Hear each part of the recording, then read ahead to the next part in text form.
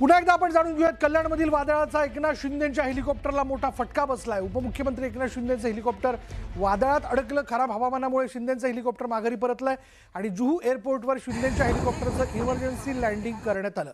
Eknath शिंदेंचं helicopter मुरबाडला लग्नासाठी जात होतं, पण ते वादळी वाऱ्यात अडकलं आणि त्यामुळे हेलिकॉप्टर जे आहे ते माघारी फिरवण्यात आलं आणि त्याचं जुहू एअरपोर्टवरती इमर्जन्सी लँडिंग करण्यात आल्याचं कळतंय। जुहूमध्ये त्याचं इमर्जन्सी लँडिंग करण्यात आलं आणि वादळाचा एकनाथ शिंदेंच्या हेलिकॉप्टरला मोठा फटका बसला। एकनाथ शिंदेंबरोबर त्यांचे उपमुख्यमंत्री एकनाथ शिंदेंबरोबर त्यांचे इतर 2 सहकारी देखील होते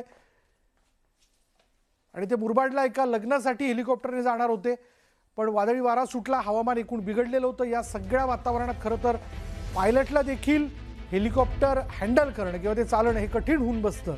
विजिबिलिटीची समस्या मोठ्या प्रमाणात असते। हेलिकॉप्टरला या सगळ्याच्यात वादळी वाऱ्याचे झटके देखील बसू शकतात, त्यामुळे फार पुढे न जाता वेळीच पायलटने निर्णय घेतला आणि हेलिकॉप्टर जे आहे ते मुंबईच्या दिशेने वळवण्यात आलं आणि त्याचं जुहूमध्ये इमर्जन्सी लँडिंग करण्यात आल्याचं दृश्य आता आपण बघतोय। हीच ती दृश्य ज्यामध्ये आपण पाहू शकतो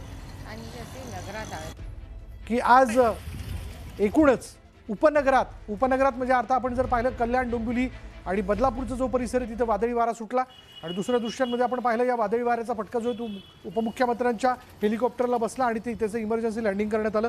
अधिक माहिती आपण जाणून घेणार आहोत। आमचे प्रतिनिधी उदय जाधव आता क्षणाला आपल्या बरोबर आहेत। उदय, काय अपडेट? विशेष आपण इथे दृश्य पाहतोय कल्याण परिसरामध्ये कशा प्रकारे वादळी वारा सुरू झाला होता, सोसाट्याचा वारा सुरू झाला होता।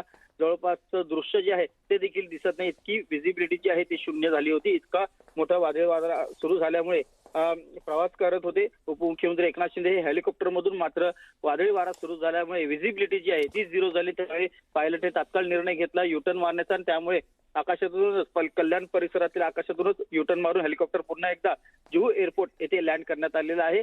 समोर खूप मोठ्या प्रमाणात पाऊस देखील सुरू झाला होता आणि वादळी वारे सुटत असल्यामुळे आपत्कालीन परिस्थिती निर्माण झाली होती। त्यामुळे हेलिकॉप्टरच्या पायलटने तात्काळ मोठा निर्णय घेतला आणि हेलिकॉप्टर जे आहे ते युटर्न मारून पुन्हा जुहू एअरपोर्ट येथे उतरवण्यात आलेलं आहे। सध्या हेलिकॉप्टर मधले उपमुख्यमंत्री एकनाथ शिंदे यांच्यासह सर्व 8 जण सुरक्षित असल्याची माहिती मिळते आहे। धन्यवाद उदय। या